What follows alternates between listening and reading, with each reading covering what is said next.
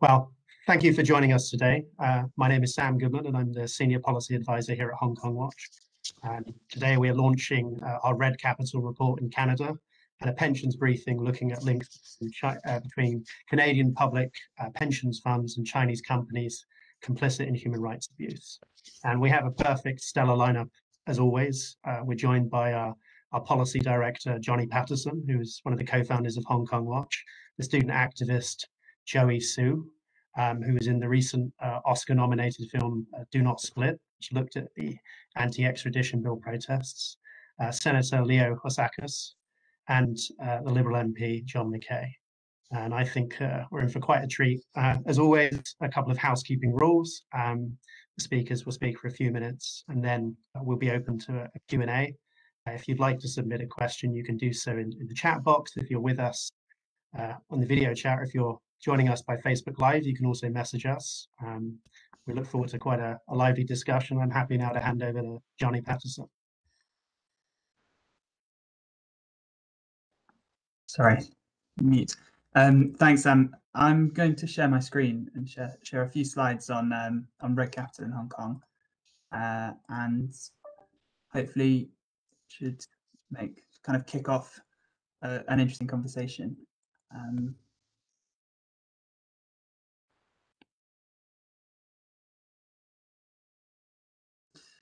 So why does Red Capital in Hong Kong matter? Why does it matter to us in Ottawa, in London, in New York? Our view is that this matters because Hong Kong is the best example of Beijing's strategy of using its economic muscle to influence politics that there is. To understand Hong Kong's political transformation in the last few years, you have to look at the economy. The influx of mainland money and assets, Red Capital in other words, along with the way that Beijing has managed to make international firms increasingly dependent on access to mainland China, has meant that the power dynamics have totally shifted. Where once the business lobby were the reason for the Hong Kong government vetoing a national security law in 2003, in 2020 we saw the business lobby just fall into line behind the calls for draconian national security legislation, despite the fact that in many ways it cuts against their best interests and hands far more power to Beijing than is ideal. The reason for this, 60% of the makeup of Hong Kong's stock market are now mainland firms. These are firms loyal to Beijing, and they provide an example for their international peers of how to curry favour and how best to behave. For international firms, this leaves many of them between a rock and a hard place. They're choosing whether to follow their principles and risk punishment or kowtow to curry favour. Cathay Pacific are the key example of the risks of this strategy. They were nearly bankrupted when, after some of their employees protested, Beijing threatened to stop their access to mainland airspace. The dangers for firms reliant on Beijing are really very keenly felt, and we see it, I think, in the recent case studies of H&M and others as well. The influx of Red Capital into Hong Kong touches every sphere of life, from the politics to media to real estate. In politics, the people who work for red firms are increasingly expected to vote in line with what their bosses the way their bosses tell them, and their career advancement is contingent on their political stance. In the media sphere, we increasingly see either Red Capital or firms owned by people who are utterly dependent on access to mainland markets, controlled across the board, pretty much all the outlets. Apple Daily is the one outlier, but the treatment of Jimmy Lai recently, who's had his assets frozen, is almost the exception, which proves the rule. Apple Daily, we're finding that the free press is being suffocated primarily through financial means, through advertising embargoes, asset freezes, and buying up of pro-democracy outlets by Red Capital or allies of Beijing. And the presence of Red Capital is only going to grow. The government is doing everything in its power to increase the presence of red capital in Hong Kong. We're seeing this from the privileging of mainland firms in tendering public sector contracts through to the prioritization of the Greater Bay Area plan and the allowing flexible auditing for Chinese firms. As the kind of the implications of this are that Hong Kong's autonomy and distinctiveness has actually been being whittled away far before, or a long time before, the more recent kind of political turmoil and unrest. And so why does this matter? What's the significance? Firstly, Hong Kong is a canary in the coal mine. It shows us how Beijing uses its dual strategy for economic control of mobilization of Chinese firms for political ends and the co-option of multinationals who owe them allegiance. As ties between Canada's business elites and Beijing continue to grow, there are important questions to be asked because Hong Kong shows us the risk of deepening dependency. Secondly, the report invites us to further examine ties between the international and Chinese financial systems. During the trade war, it was interesting. While Donald Trump was bombastically talking about decoupling, we actually saw deepening financial ties between the US and China as a result of the opening up of Chinese markets. Investors have flocked to invest capital into index tracking funds, which plow billions of dollars into emerging markets firms, mainly in China. And the implications of this are profound, particularly as evidence emerges of modern-day slavery, ethnic cleansing, crimes against humanity, and even genocide in Xinjiang, as well as the clear breach of international law in Hong Kong and other gross human rights abuses. Investors who are committed to environmental, social, and governance, this framework, the ESG framework, and particularly those who sign up to the UN Guiding Principle on Business and Human Rights, have serious questions to be asking about China. Our view is that China is an ESG issue, and Joey is about to go into more detail now about the way that the implications this has for Canada's pension providers. Thank you very much for listening to me. It's been a real privilege to be here.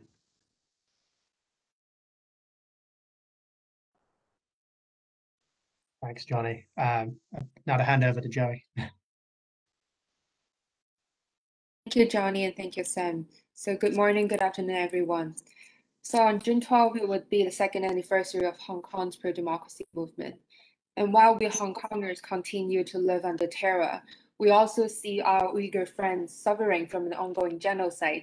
We see our Tibetan friends still not able to return to their homeland. And also dissidents are continuously facing oppression and also intimidation by the Chinese Communist Party.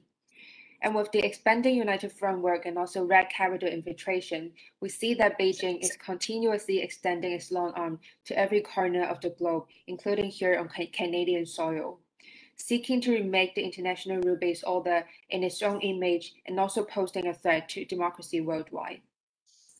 Our new report entitled Red Capital in Hong Kong, The Invisible Hand Transforming the City's Politics, underlines the way that an influx of red money and also assets changes power dynamics in Hong Kong's politics and provides a warning to democratic governments about the way that Beijing has used economic coercion as a key strategy of control in Hong Kong.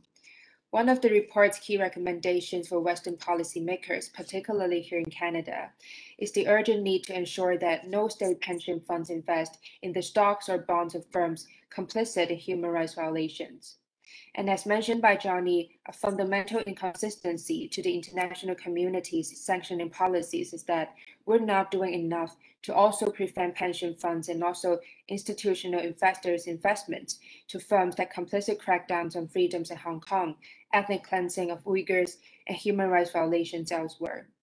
In recent years, we see that pension funds have emerged as a driver of Canadian investment in the Asia-Pacific region, growing from 1% of Canada's total investment value in 2003 to 2007 to 25% in 2013 to 2017. Funds including the Canada Pension Plan Investment Board, CPPIB, have been investing in China for over a decade and are increasing their exposures. As of March 2019, the CPPIB, for example, has invested more than $28 billion in mainland China over the past decade. In November 2020, the United States government banned the US companies from doing business with Chinese companies linked to the People's Liberation Army that are responsible for developing China's military, intelligence, and security apparatus as part of its military civil fusion strategy. Hong Kong Watch has found that in 2020, the CPPIB, for example, had 156 million invested in 4 Chinese companies in the US PLA entities list, including the China Communications Construction Company, China Mobile, China United Network Communications, and China National Offshore Oil Corporation. Another Canadian pension fund, the British Columbia Investment Management Corporation, BCI, also had more than 217 million invested in 9 Chinese companies on the list, including 45 million Canadian dollar going to Hikvision, one of the principal Chinese companies that constructed the surveillance state and camps where over 1 million Uyghurs are currently detained in. And aside from Hikvision, we also found that Canada's pension funds, including BCI, CPPIB, and the Ontario Teachers Pension Plan Board, had 5.327 billion, and also 943 million, and also just over a billion invested in Alibaba and Tencent, respectively, in 2020. Alongside Hikvision, Alibaba has provided a facial recognition software that specifically targets Uyghurs and was also involved in the construction of civilian state and also camps. For Tencent and also its subsidiaries, these entities have also helped to produce a number of bespoke technology products for the PRC government, which censors mentioning of Uyghurs and East Turkestan on the Chinese internet. The media company has also signed agreements with the Ministry of Public Security in China to promote the influence and also credibility of Chinese police departments nationwide. Chinese state-owned banks are also known as the largest bankroll of Chinese state-owned enterprises. These banks have spent the last decade buying up substantial amount of strategic infrastructure in the West and took up leading roles in the Belt and Road Initiative, which has been accused of exploiting developing nations and have been used as a tool for debt diplomacy. And unsurprisingly, BCI and also CPPIB, for example, also had investments of Canadian pensioners' money in these Chinese state-owned banks, respectively, in 2020. So we see that public revelations about the participation of Chinese companies with a footprint in Canada who have been involved in the construction of China's surveillance state and also concentration camps in East Turkestan should, at very least, raise concern and also lead parliamentarians to investigate the involvement of Canadian pension funds. As the US Congress begins to move towards legislation preventing US investments in companies complicit in human rights violations, and also with the EU finalizes a due diligence framework, we believe that Canada should also follow suit. We suggest that Canada should begin to view Canadian investments into these companies as an ESG issue. The government should also create an entity list of companies that are proved to be complicit in crimes against humanity and also human rights abuses. The Parliament should work to task the Financial Consumer Agency of Canada through primary legislations that designs rules to restrict investments in companies with records of human rights violations. It is also crucial that the government ensures a ban on public pension funds being invested in Chinese companies who are involved in the persecution and also enslavement of Uyghurs and Tibetans, as well as in the crackdown of freedom and democracy in Hong Kong and elsewhere. Thank you. Thank you, Joey. It's now my pleasure to hand over to John Mckay. Thank you, and I've just got notification that the bells are ringing, which is extraordinarily bad timing. So I think I'm okay to speak for maybe to stay for about 10 minutes, and after that, I think I'm in trouble and I'm going to have to leave. So I apologize in advance. I think the points made by both Johnny and Joey are absolutely true. I don't even think that they're need to be contested in any way. And if this gathering serves no other purpose other than to be a wake-up call, then it has served its purpose. I'd point out 2 initiatives that are potentially giving some hope to if you will, wake-up calls to the investment community. The first is the creation of the Ombudsperson for Responsible Enterprise, Sherry Meinhofer. She's set up in her office and is now prepared to investigate gross abuses to human rights by Canadian companies. That's been 12 years in the making, over many iterations. She now has powers to, or the Subcommittee on Human Rights has recommended that she have powers to compel documents and persons so that her investigations can be complete. So that's one initiative, very kind of pathetic, to be candid about it.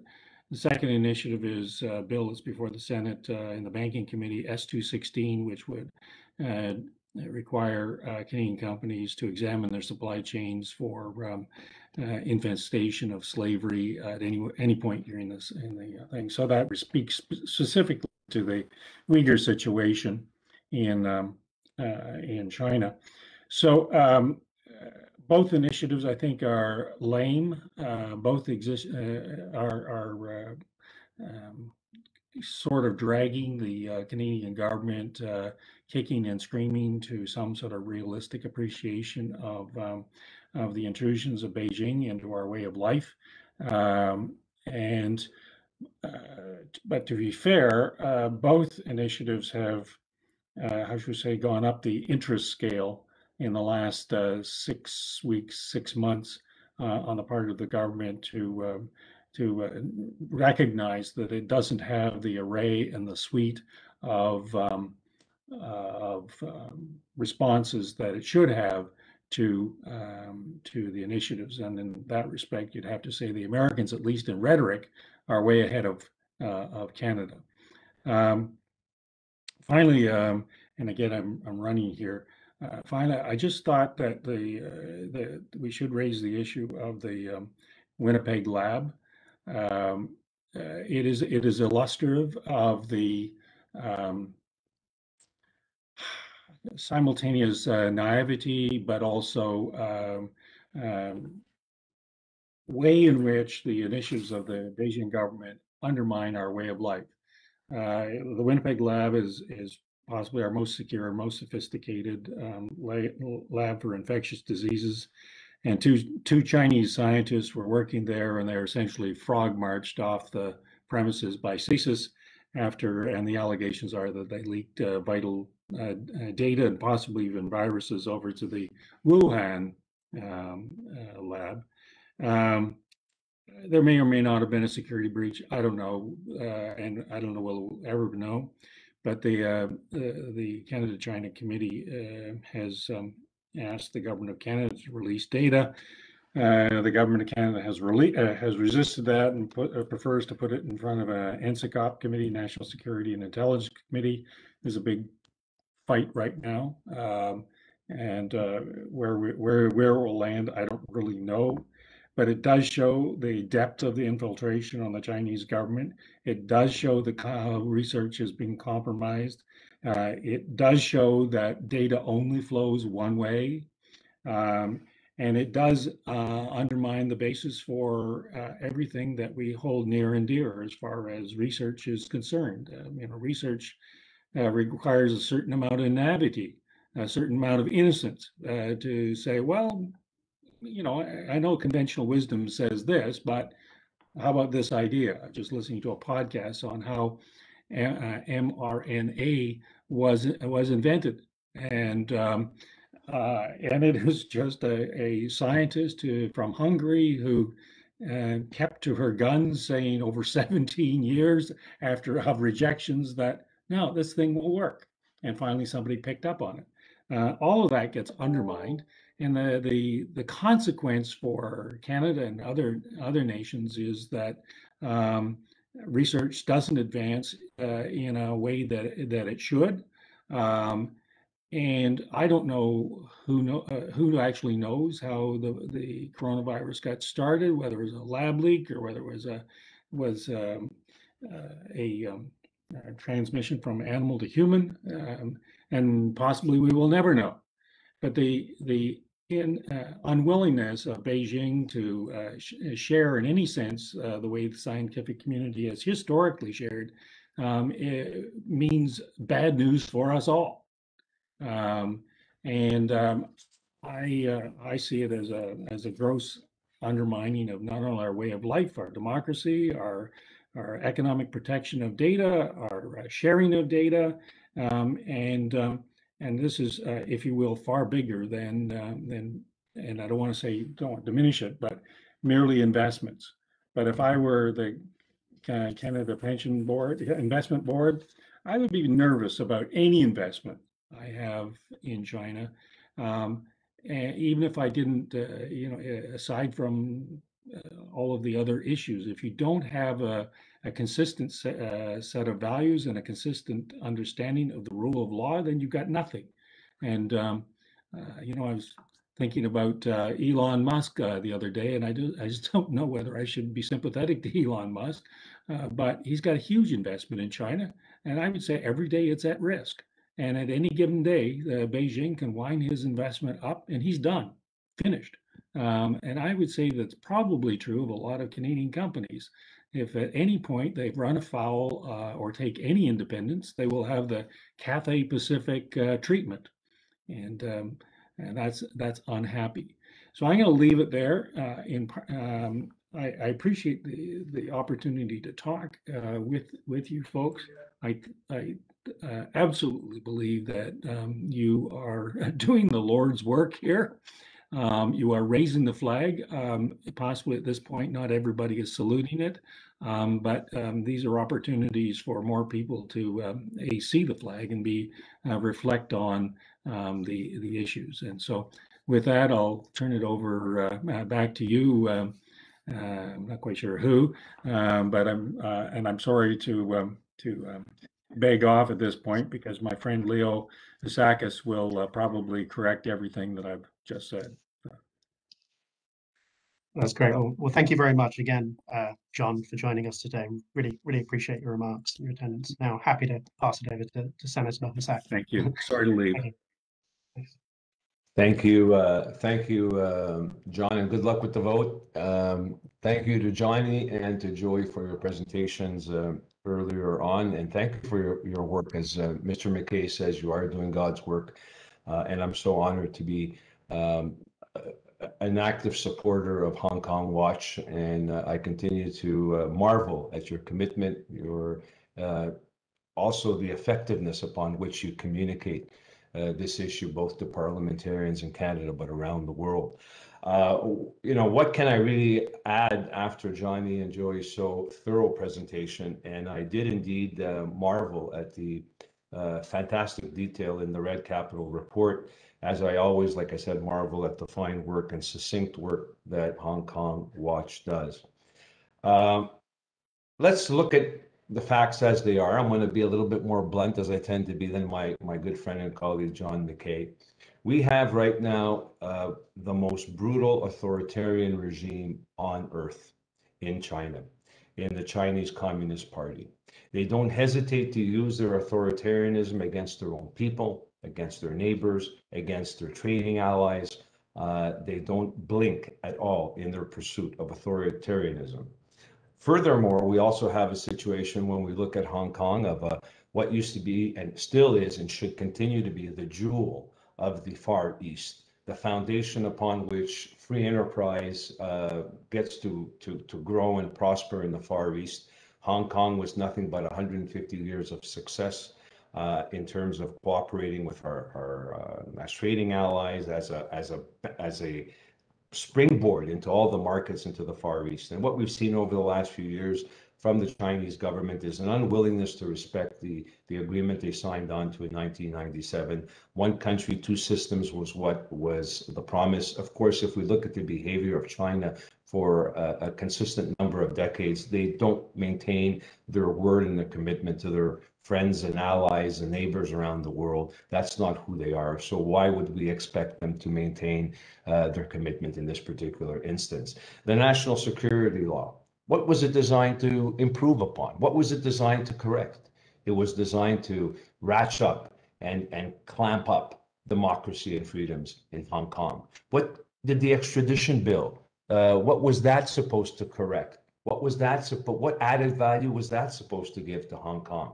Nothing more than, again, to clamp down on freedom, to give more authority to an authoritarian regime that wants complete control of thought, of association, of the press, you name it, they control it. We've seen it. It's the blueprint of what they are as a government, as a society out of China. The most repression, of course, is within their own people because they can get away with it.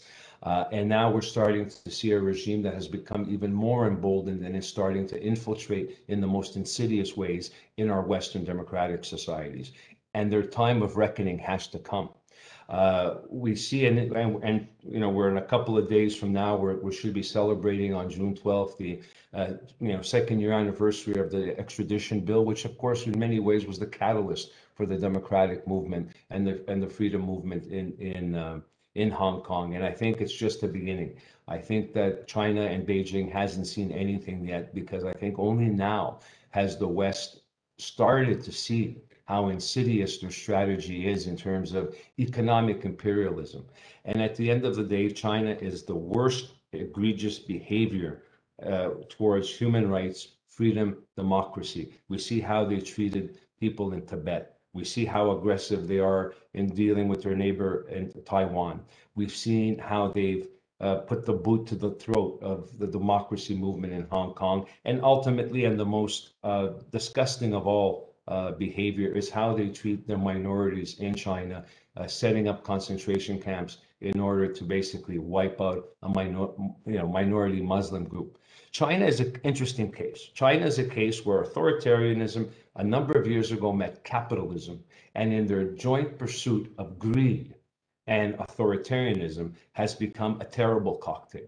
And we're all facing those consequences. The reality of the matter is, we created this monster. We in the Western democratic worlds that have created the most wealthiest middle class consumer markets on earth have given China unfettered access without any benchmarks, without any standards, and without respecting the values that we hold dear, our democratic values of freedom, human rights, and the respect of international rule of law. G7 countries have to wake up. Our democracies have to wake up and understand that freedom and democracy is starting to be put in a very precarious position in the world. We are starting to slip. We're starting to see authoritarianism grow in various places around the world at the expense of our values, because we haven't stood up for them. We've allowed China, in large part, to grow to become the monster it has become because our own corporations decided to do in China what they're not allowed to do in the UK or in the United States or in Canada.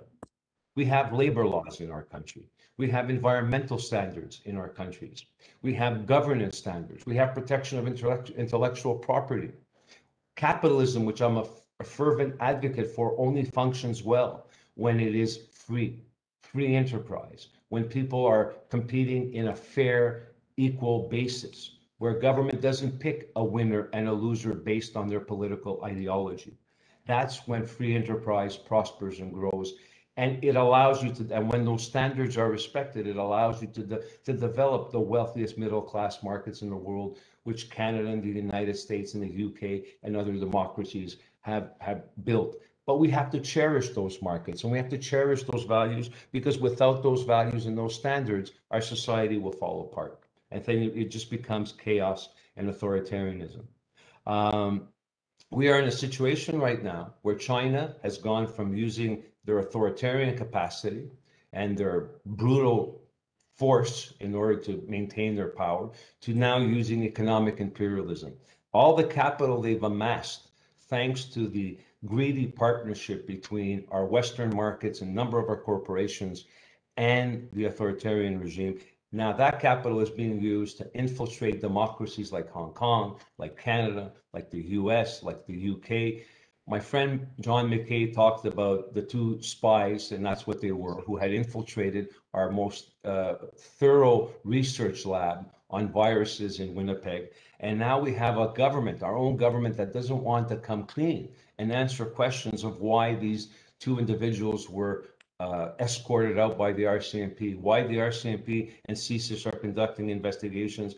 And the truth of the matter, this is not a one-off. We've seen China now engaging in infiltrating our research and development through the Confucius Centers, infiltrating academia, through the United Front, infiltrating Canadian organizations of Chinese descent under the veil of supporting cultural development, when we know in reality what they're doing is promoting the agenda of the Communist Party of China. And the most threatening of all is they're coming into our societies and into our world, buying up infrastructure, buying up energy sector, buying up the agricultural sector, and they're doing it through state-funded and state-supported enterprises with one objective, is to spread their authoritarianism, their way of life, and their system into our societies. And they're doing it with a complete disregard to human rights, to freedom. We've seen now the internment of 2 Canadians, Michael Spavor and Michael Kovac. It's almost 3 years.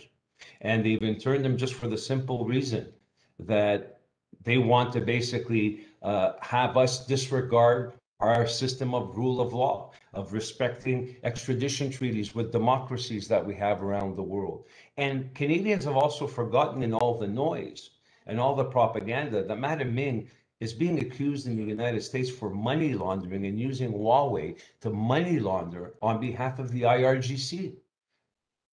A country and another brutal authoritarian regime that supports and encourages the destruction of freedom, democracy, and our Western way of life.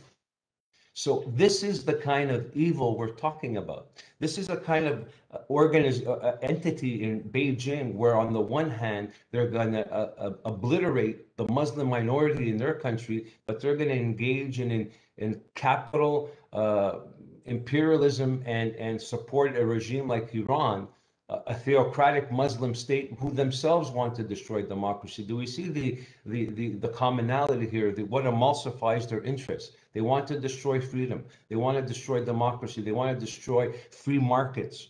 And if we are not vigilant, and if we don't stand up and really have that day of reckoning come sooner rather than later, we're going to be in trouble, because unfortunately our democracies from time to time take things for granted.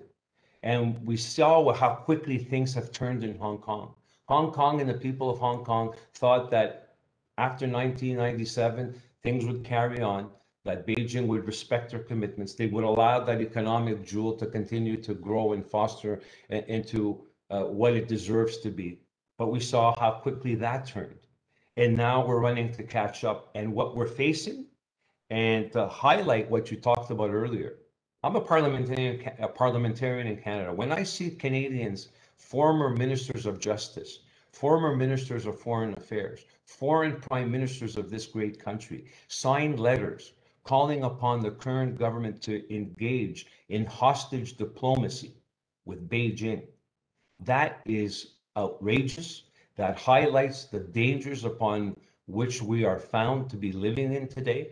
And it calls into question, really, the security of all of Canadians in our way of life. When we have been infiltrated at the level of prime ministers, senior business officials in this country, when I have colleagues in the Senate of Canada just last week using talking points to justify the unjustifiable in Beijing and in Hong Kong, and unwilling to call what's going on to the Uyghur people as a genocide, that really raises red flags and calls into question what's going on, where are we going, what dangerous water are we swimming in. So I don't want to go any further. I've already gone on too long, but I'll say this.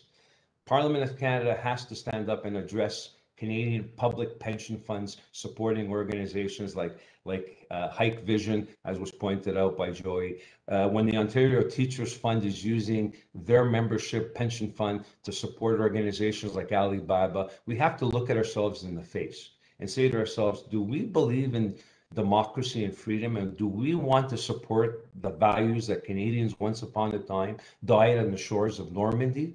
Or are we ready to trade them in exchange for promotion of the pursuit of greed and some commercial interest? That's a decision we have to take. We have to stop photo ops and taking these and making nice broad declarations about how we're for human rights and the rule of law. But on the other hand, we close a blind eye and we allow corporations in Canada that are very often supported by Canadian taxpayers in terms of government funds and subsidies and so on and so forth to partner up with entities in Beijing whose role is to destroy freedom, human rights, and democracy around the world. We have to stop the hypocrisy. So it's sad that right now we have to look at solutions like trying to help and improve lifeboat scheme in order to bring Hong Kongers to Canada and save them from the impending catastrophe, because really what we should be doing is holding Beijing to account, telling them to stop, telling them to start respecting certain standards that we hold dear, or else they shouldn't have access to our marketplace. Forget about the fact now that they have access to organizations funding this lunacy, which is what's going on in Canada. So let's turn this monologue into a dialogue, colleagues, and thank you so much. Thank you very much, Senator. I think we all completely agree with everything you've said. It's great now to start the Q&A. And as previously mentioned, if you do have a question, you can put it in the chat box, or if you're on Facebook, you can message it to us. And I'm happy to say that we're now joined again back by John Mckay, who's happily come back. Hopefully he can participate as well in the Q&A. I'm going to abuse my position as chair, perhaps, to kick off with the first question. I think as Joey and as the Senator has mentioned, this weekend we have the June 12th anniversary, which will mark 2 years since the anti-extradition bill process brought millions of Hong Kongers out on the streets. And I guess I want to ask all of our speakers really what their view is of the last 2 years and developments in Hong Kong, where they see the future of the pro-democracy movement in Hong Kong going. And really, I suppose, what support they think that countries like Canada should be offering. Perhaps it would be good to start with Joey. Obviously, Joey was there in 2019, perhaps passing it on to Johnny, and then love to hear from John and the Senator their views as well.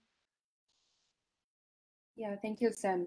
So since 2019, when the pro-democracy movement in Hong Kong broke out, we have witnessed a very severe level of police brutality. And then following by the cancellation of our Legislative Council election, which was supposed to be happening in Hong Kong in 2020. And then we have also seen the implementation of the very draconian national security law in Hong Kong, which the Chinese Communist Party have made use of to prosecute the different pro-democracy leaders and also activists in Hong Kong. And then we also see the passage of these immigration law amendment in Hong Kong in April by the Legislative Council, which is controlled by pro-Beijing lawmakers right now. And this will actually issue a ban on the free. This will actually become a very great restriction to the freedom of mobility and also movement of the people of Hong Kong, especially the Protestants of Hong Kong who want to relocate to another country to seek asylum and also to just to have the opportunity to escape from the political persecution and also fear of persecution in Hong Kong. So I would say from all these actions taken by the Chinese Communist Party, we can see that Beijing is very, very determined into further continue to complete the crackdown on freedom and democracy in Hong Kong. And we believe that the international community is not doing enough to safeguard the rights and also freedoms of the people in Hong Kong. We have seen several rounds of sanctions imposed by the US government. We have seen different lifeboat policies offered by the Canadian government, by Australia, and also by several other countries. But then what we see is that we have not been doing enough to really look back into our own economy, to look back into our own society, and to see what else can we do to contain Chinese Communist Party's very, very aggressive expansion. And I believe this is something on the second anniversary of Hong Kong's pro-democracy movement. I believe this is something that we all should look into, and especially as we have mentioned that we have seen so many public pension funds of Canada still continuing their investments in all these companies who are complicit in human rights violations in Hong Kong. And I believe on the second anniversary of our democracy movement, and also as we see a continuous and also ongoing genocide happening in East Turkestan, I believe it is time for us to really take actions and also to implement policies very quickly to contain the very aggressive expansion of the CCP. Thank you, Joey. Now, same question to you, Johnny. Thank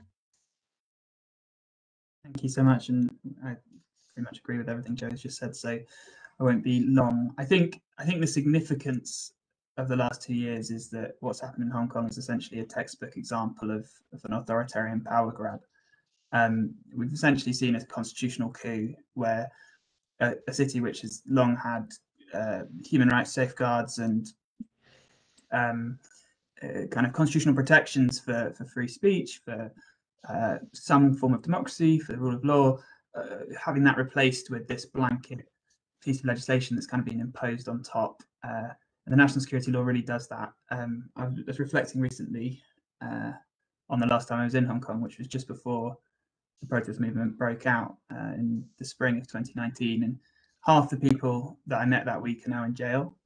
And these are people, these were lawyers, accountants, journalists, others they're moderate democratic voices who are now facing trumped up charges in the name of national security. And I think the significance of that for us is twofold. Firstly, that it reveals the character of Beijing, as Senator Housekeeping so eloquently put earlier, and I think provides warnings for the future, warnings of what could happen in the context of Taiwan, and incentives for governments around the world to look at ways of mitigating dependency and asking themselves questions about complacency in the past. Thanks, Johnny. And John, what more do you think that the Canadian government can be doing to support pro-democracy? In 49 seconds before I vote, I've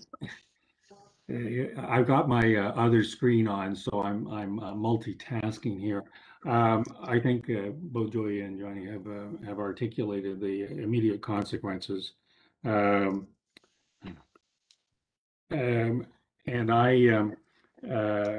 my view is that it's a message to other nations. We can wind up Hong Kong in 5 minutes. Taiwan, what do you think? So that's the obvious huge message. It keeps both Japan and South Korea in line. It's a huge message to Australia, to New Zealand. You are vulnerable economies. We will make you more vulnerable at whim. Our message to you is that we can turn anybody into a vassal state with very little effort, and that in turn will result in it is a huge power grab. I think Johnny mentioned that it's a huge power grab. The counterpoint is that the G7 is probably going to become the G12 or G10 or something like that. There will be kind of a coalition of democracies. Unfortunately, I think it's largely dependent upon American leadership, and American leadership, as we can see, is kind of vulnerable or volatile, shall we say? So, with that, I'm going to put myself on mute. I'm going to go off and vote, but I'm going to try and stay on. Okay, thanks again. Thank you. And Senator, what do you make of the significance of what's happened in Hong Kong for Canada specifically? Look, I am embarrassed, to be frank with you, how timid our government has been towards Beijing in regards to their egregious behavior in Hong Kong. The truth of the matter is, all we've done over the last few years as a Canada towards Beijing is send out declarations of how disappointed we are. And that in itself is outrageous, given the fact that we have more leverage, even though we're a middle power, and we can punch above our weight, because we have a small market, but a very strong middle-class market that the Chinese take full advantage of. They have invested heavily in our resource-based economy in this country, and we've opened the doors allowing them to do so. We haven't put our foot down like other nations have when it comes to Huawei. Our government has never made it clear that Huawei should be shown the door, for example. These are small little economic messages that we can send Beijing. They constantly are sending messages to Canada because we're respecting legal extradition treaties with our friend and ally to the United States by slapping tariffs on a variety of Canadian goods and services. We never seem to reciprocate. On the contrary, our current government rewards Beijing for their egregious behavior by investing, for example, in the Asia Infrastructure Bank last year. So what I think we should do in a nutshell is we need to look ourselves in the mirror, take a decision, and be at least honest with ourselves. Are we going to pursue economic interests ahead of democracy and human rights? And somebody, I said, I think it was Johnny or Joey who said earlier that even the Trump administration, who kept pounding their chest towards China, whenever push came to shove, it was very blatantly clear that that conflict was over economic issues. Who wanted to make a bigger piece of the pie, rather than saying, wait a second, we should be standing up here and telling China that you won't get access to our market. No, we're not. We're going to sacrifice the economic pain for standing up for the values of democracy and human rights, just like thousands of Canadians and Americans and English and other Europeans sacrificed their life for that fundamental principle. People are underestimating, without freedom, you can't have a strong free enterprise. Very true. We now have a question from the floor, which I think I might aim at you again, Senator, and then John, if he can come in, just because it's very specific. They ask, what can Canada do to restrict public pension funds invested in the People's Liberation Army and ensure that pensions aren't also invested in Chinese state companies which violate human rights? Well, we can pass laws. We can pass laws, for example, and list Chinese entities that we know are supported by the People's Liberation Army and are used as a front. We're prohibiting Canadian public investment funds from investing in these companies, and discouraging heavily as well other Canadian private companies from investing by, again, educating the marketplace and making them understand that don't be taken in by the high margins that you potentially see, as MP Mckay said earlier, because China's not a safe place to invest. They're not a reliable partner. So we have to take labor, environmental, intellectual property protection, all those elements have to be weighed heavily before we continue to do business with that brutal regime in Beijing. Sam, may I just say that I think our risk analysis is juvenile, is limited.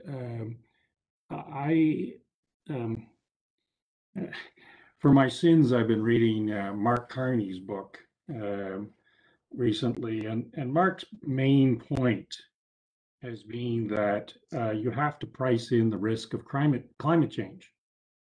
I don't think Canadian companies, Canadian pension plans have priced in the risk of a economy absolutely controlled by a totalitarian government that will make decisions based upon what's in the best interest of that party, as opposed to either the best interests of the nation or the best interests of the economy, or certainly the best interests of foreign governments or foreign pension plans. So I think our risk analysis is phooey, and it can you can say, well, it should be on the SG score, environmental, social, governance, that sort of thing. Those are compelling moral arguments, compelling human rights arguments, but the bottom line is, unless you're prepared to move capital around based upon a more astute risk analysis, we will continue to make morally dubious investments, either through pension funds or directly through company-to-company investments. And I don't know how long it's going to be, and I don't know where it's going to be, but at some point or another, some Canadian company is just going to lose its $100 million or billion-dollar investment because what? I don't know. So, as I say, the risk analysis, I think, is the issue here. And Johnny, you mentioned that other countries are taking different approaches. I think, Joey, you've also mentioned it. Perhaps both of you could mention perhaps how Canada fits into the international context of what America is doing, what Europe is doing, what UK is doing to address this particular issue of pension funds being invested in companies who are complicit in human rights violations.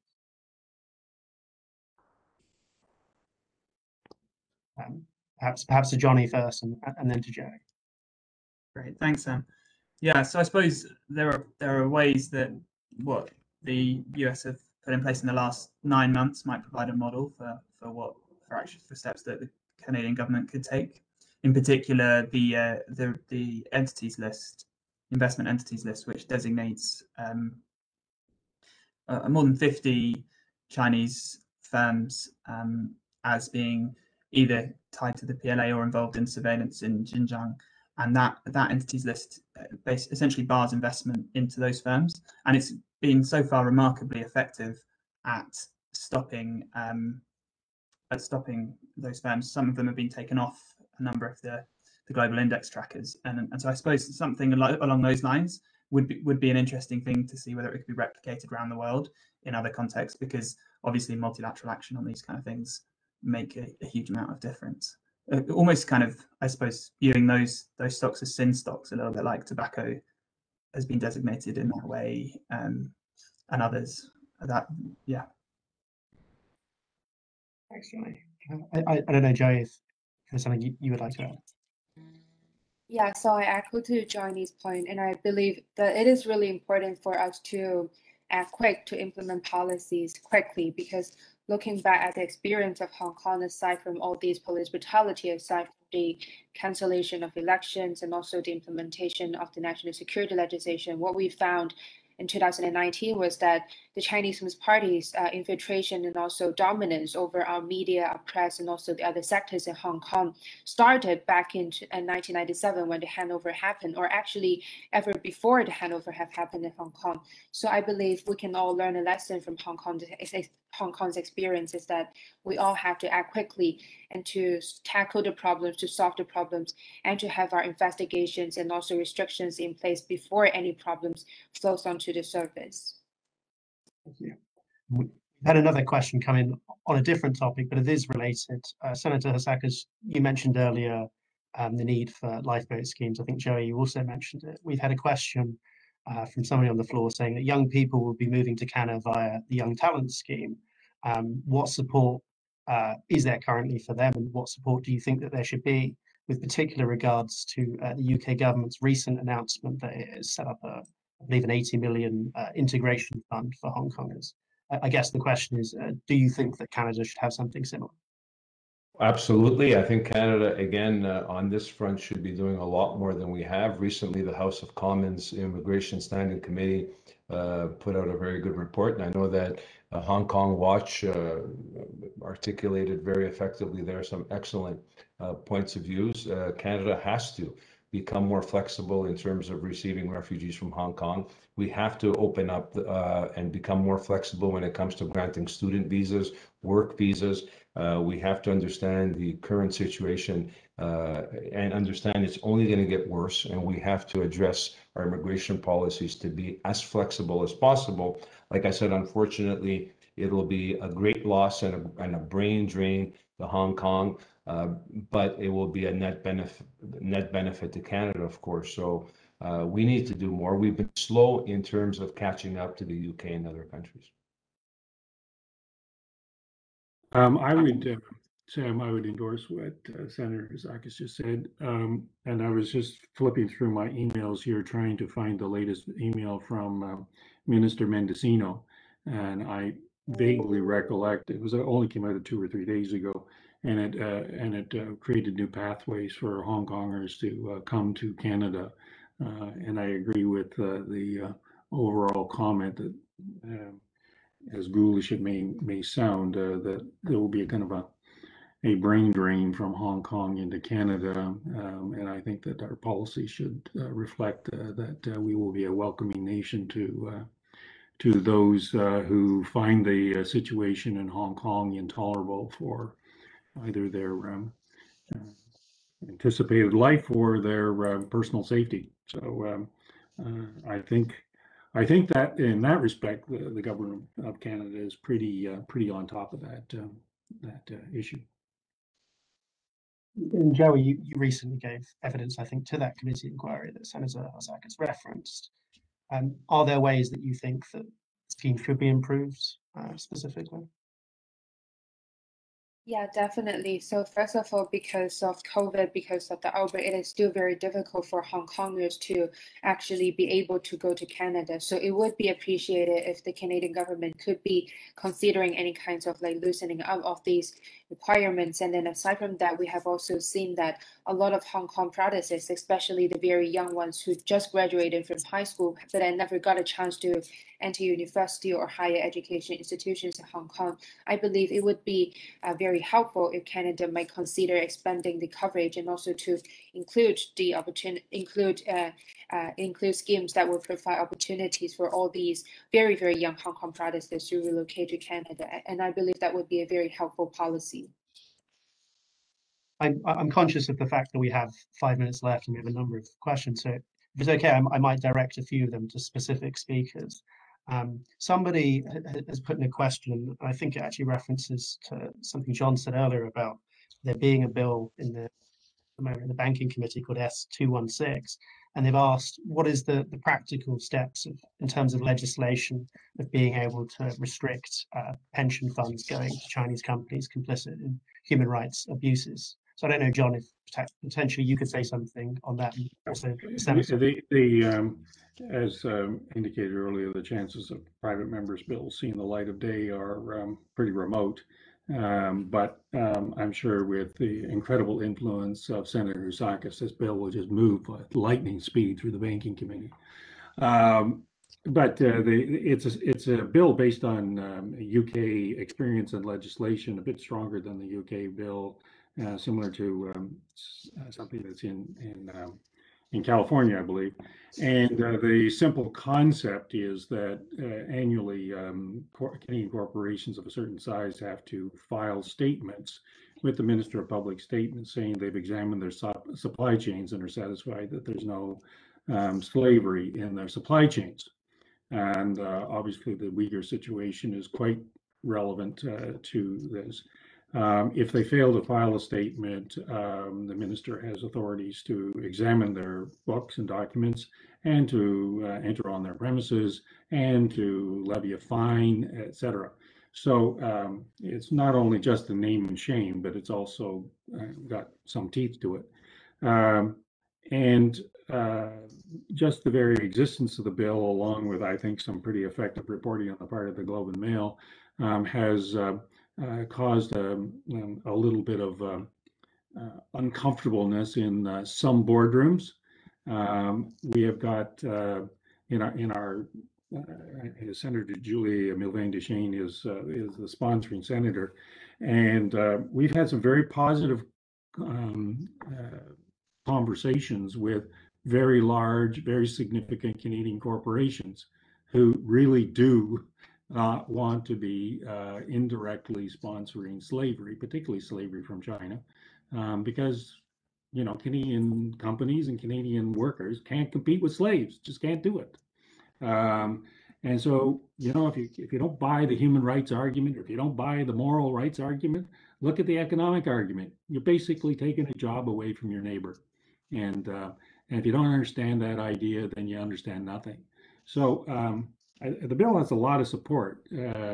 It needs a political push.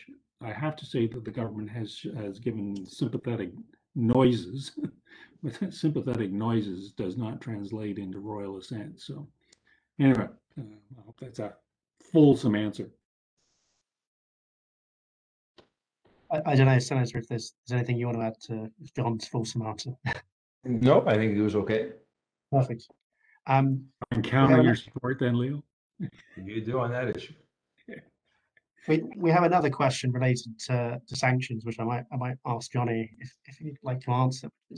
What more can activists be doing to ensure that governments like Canada and the UK move towards sanctioning Hong Kong officials, Chinese officials responsible for the breach of the joint declaration?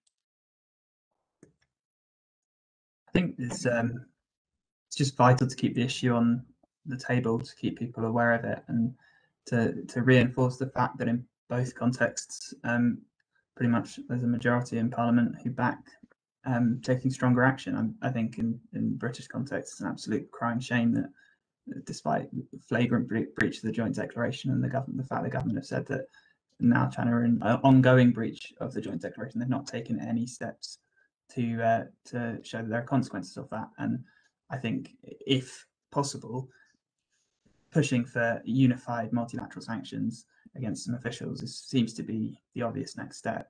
And so I think it's just keeping the issue on the table. And there are going to be more trials and sentencing and long prison sentences for people down the road. And I think that it will increasingly become clear that there needs to be consequences for that. And Senator, I'm aware that you previously signed letters, I think, John, you have as well, calling for Magnitsky sanctions. What do you make of the sort of assertion, I suppose, the report, there are Hong Kong officials who have links with Canada, who have assets in Canada? Do you think that this is something that the government should be looking into to at least demonstrate the effectiveness of? Absolutely. We just passed a motion in the Senate last week, one of my motions calling on the government to use the Magnitsky Act against Beijing officials because of their carrying out of genocide against the Uyghur people. I've had other motions calling on the government to use the Magnitsky Act in regards to their egregious behavior towards Hong Kong. The government has to use every tool in their disposal to hold Beijing to account.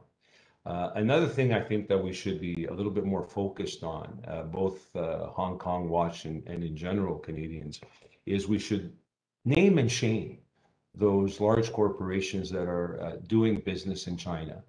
Highlight to the Canadian public that these are entities, in some case, well-known brands that we support with our dollars and our purchasing power, and many Canadians are just not into that. They're supporting a regime that is brutally trying to eliminate a minority group of people just because of their faith. They're trying to shut down democracy and free enterprise and liberty in Hong Kong.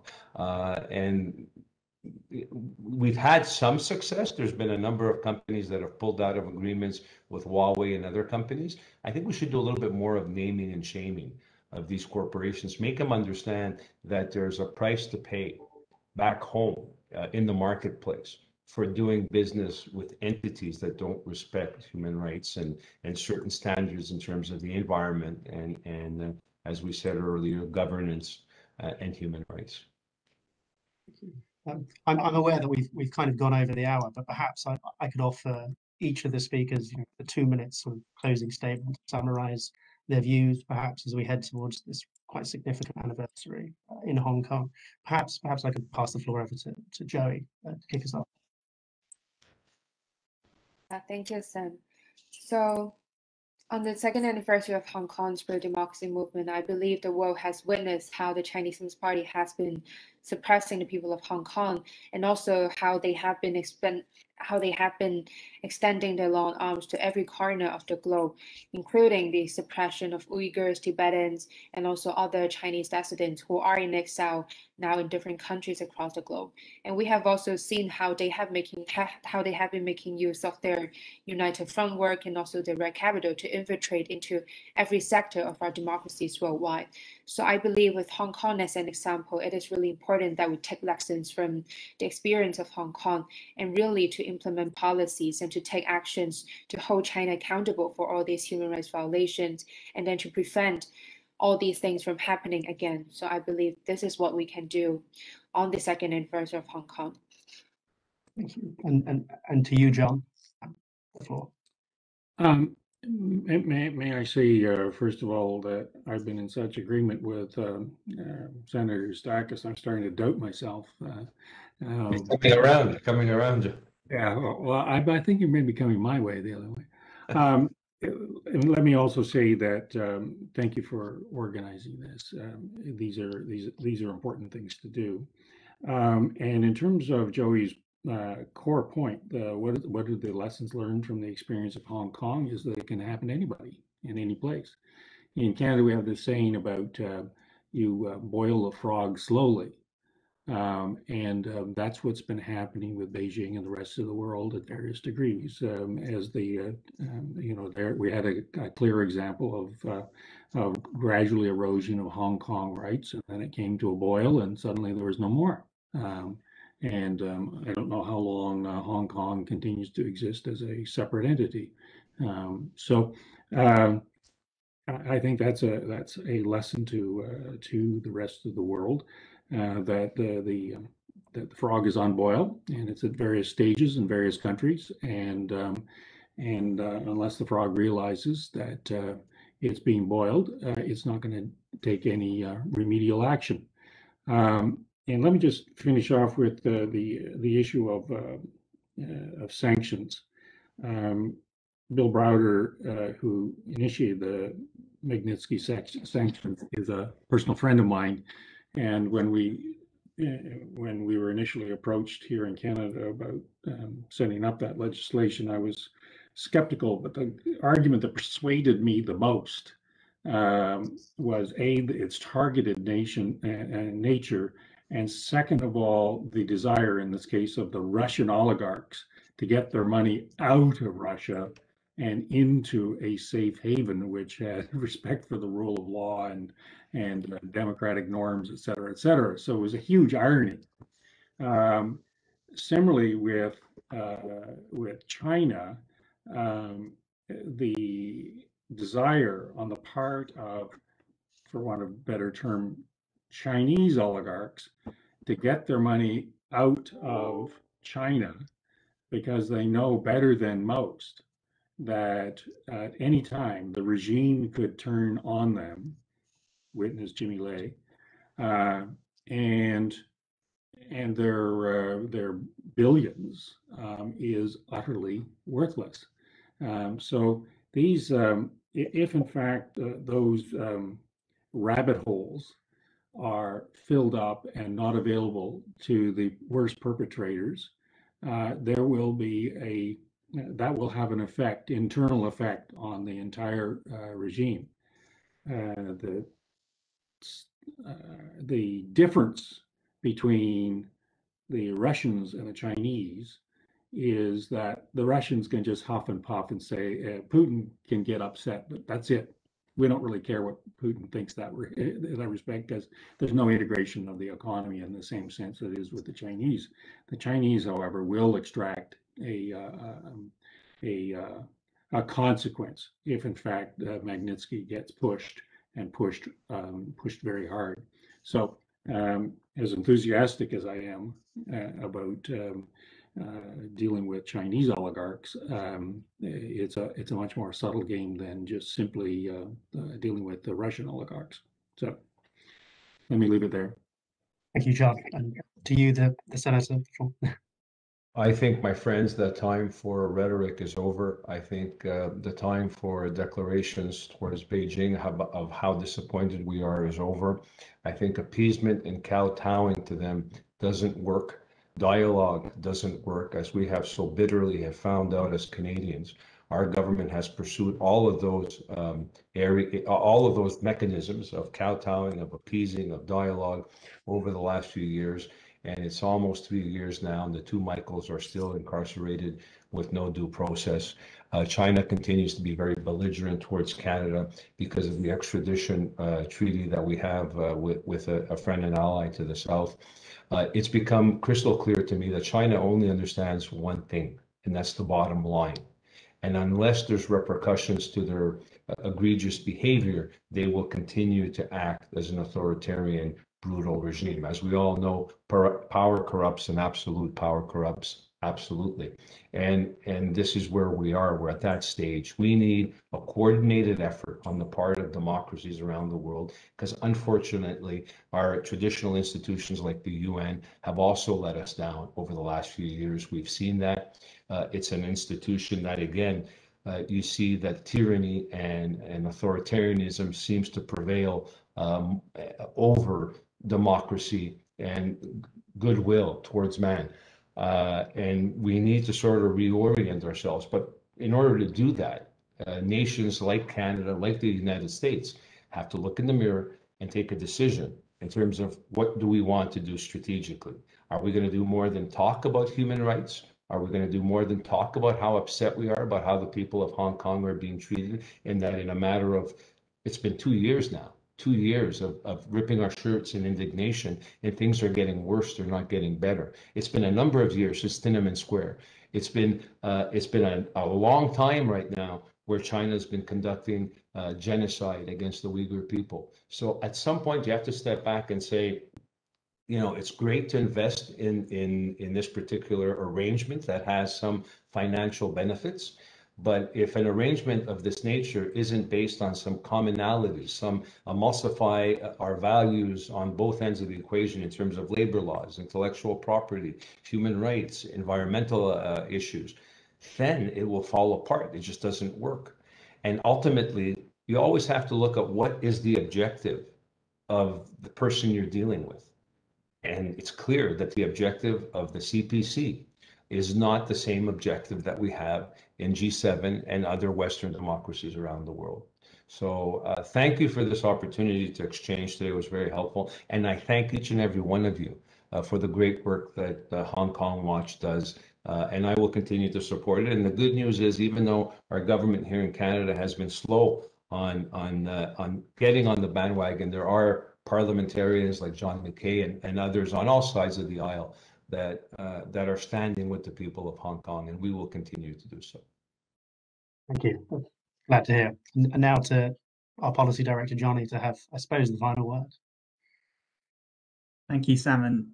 And it's been a real honour sharing this time with you all. And I think one of the things that strikes me is consistently on the Hong Kong issue is the bipartisan consensus we get around the world. People from right and left who all share horror at what's happened, and that is one source for hope. I suppose as we finish, I think there are three things we should be doing.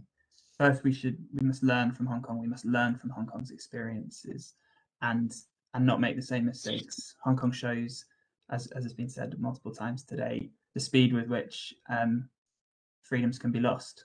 It shows us how Beijing's strategies of economic coercion work and why we need to be prepared. And it shows us what could happen if we're not vigilant. Second, we need to spotlight Hong Kong. And I think it would be easy in going forwards for people to kind of write Hong Kong off as this story's done. But actually, there are individuals who are going to face politicized trials in the next few years, and their stories must be heard. We cannot forget the political prisoners and the people who are facing trials in the next few years. And finally, we should stand with Hong Kong, and that looks both like the sanctions and many of the policy points we talked about today, but it also looks like safeguarding and working with Hong Kongers to ensure that the Hong Kong identity isn't lost in the midst of everything, and that whether it's in London or in Canada or wherever it is, that actually work is done to integrate those who decide to move and to work with them to ensure that the unique aspects of what it means to be a Hong Konger is forgotten. So learn from Hong Kong, spotlight Hong Kong, stand with Hong Kong. Those are the three things I think we need to do today.